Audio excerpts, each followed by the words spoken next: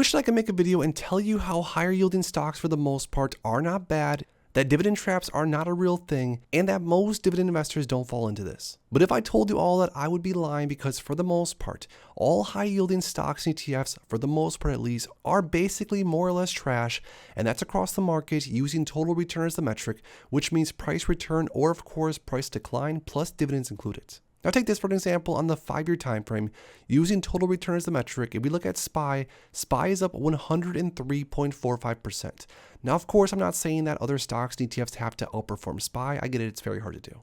But take some of these popular higher yielding names across the market, and side note, full disclosure, I personally hold basically all these in my portfolio, across my portfolios, and I'm not necessarily happy about that. But look at Ultra Group. MO is up 34.26% over the last 5 years with the massive dividend included, which honestly not all that bad. TSLY is down 7.46%. AT&T, the high yielding stock that sucked a lot of us in early on in the days of our investing career, AT&T is up 4.8%. Verizon is down 6% in the last 5 years, and Walgreens, well, let's not even talk about it. I lost quite a bit on Walgreens stock, unfortunately, because I, along with a lot of other investors, got sucked in because of that high dividend yield, or what we thought was a high dividend yield, which since has been cut like crazy. Now, I mentioned a minute ago that most of the higher yielding stocks and ETFs across the market are trash, but there are a few, in my opinion, high quality ones, stocks ETFs that offer a super high yield, but without foregoing massive total returns long term. So in this video specifically, we're going to be talking about some of my favorite high quality, higher yielding ETFs that not only offer a ton of cash flow,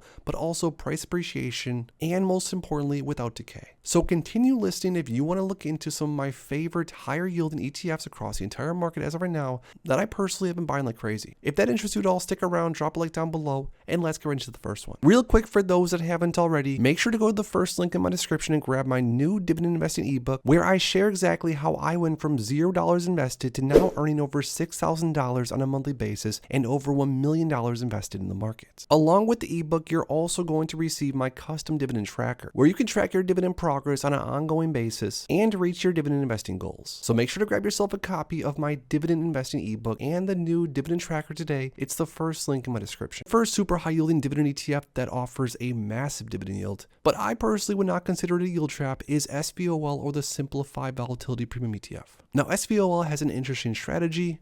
It basically shorts the volatility index and earns a ton of premium for doing so. But as you can see, over the last 365 days, SVOL is up 1.19%, and a lot of you guys might be saying, well, that's not that great of a return. But considering SVOL has a 16.29% dividend yield, that side note, dividends are paid monthly for SVOL.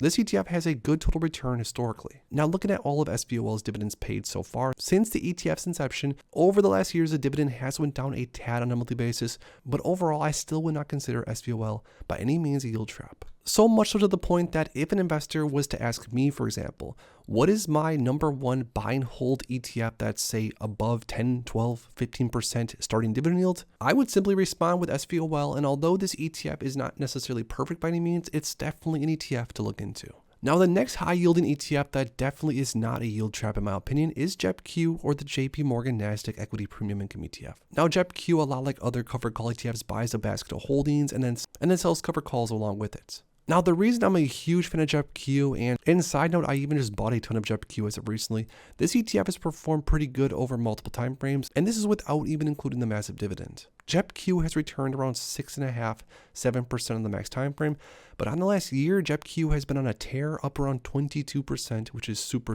impressive. But along with that price return, at least so far this year, JEPQ also offers around a 9.7% trailing 12-month dividend yield, which is of course much higher than you're going to get across most stocks and most ETFs in the market. And because JEPQ is a cover call ETF, the dividends are going to be different over time. And pretty much across the board, you're not going to get the same exact dividend on a monthly basis when it comes to this style of investment.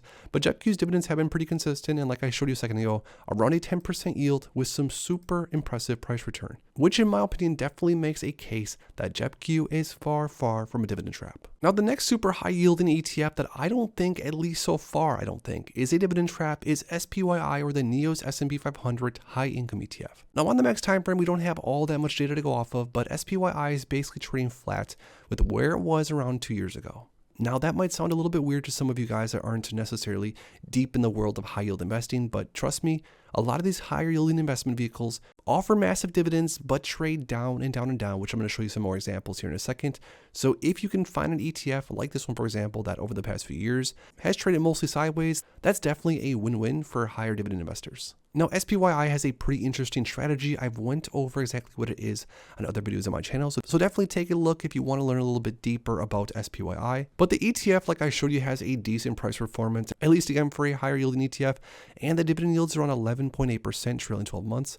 So at least so far, every single month, SPYI has been paying around 49.50 cents on a monthly basis, which is definitely pretty impressive. And for investors that are searching for higher income options, have definitely been pretty satisfied with SPYI so far. Now, just to prove to you guys that the ETFs that I went through in this video are definitely not dividend traps, I want to show you what a $10,000 historically invested into each of these ETFs would return investors over time. So first, for example, SVOL, a $10,000 investment during the inception of the fund would have returned an investor a total return by now around 30.9%. which is an average total return of around 10.38%. Now, I get it, there's some investments out there, some different stocks and ETFs that can return much better than 10%, but keep in mind when investing into some of these higher yielding assets, investors are willing to take a little bit of a hit on total return when it comes down to getting massive dividends on a monthly basis. Now for JEPQ, keep in mind again, this ETF is relatively very new, but a $10,000 investment in JEPQ when the fund started would have turned into around $12,000. The average total return on that is around 11.2%. Once again, there's probably better investment vehicles out there, or at least has been historically, for investors to make a bigger total return. But like I said, a positive return of around 10% while getting dividends every single month, that to me is far from a yield trap. Now, the last ETF we went through was SPYI. A $10,000 investment in SPYI would have turned into around $11,500, or once again around a 10.4% return, which is not too shabby at all considering you're getting massive dividends along the way. Now, before we go, I want to show you some examples of what possibly could be considered yield traps, and keep in mind I'm not trying to offend anyone. I personally even own most of these in my portfolios. But one of the most recent yield traps that a lot of investors have been complaining about is ticker symbol TSLY, of course, which has been trading down and down over time, but at the same time offering a massive yield. If we look right here and compare Tesla, which is the ultra high yielding yield max ETF that references Tesla stock, and compare them both as far as total return goes on the year-to-date time frame. So total return is dividends plus price return included. You can see that TSLY is up 63% year to date, which I'm not going to lie is amazing. I'd be more than happy to be up 63% year to date in my portfolio, so I'm not hating whatsoever. And full transparency, I do own shares of TSLY in my portfolio, at least a few. But during that same time frame, it's no secret that Tesla is up 134%, and that's with paying zero dividend. Tesla has not paid a single dividend on a single month all year long, while Tesla has been paying out monster dividends year to date. Now, once again, I will say, either way, if you're up 63% or if you're up 134% on a year-to-date time frame, I'm personally not going to judge, and I personally would not complain if that was my portfolio.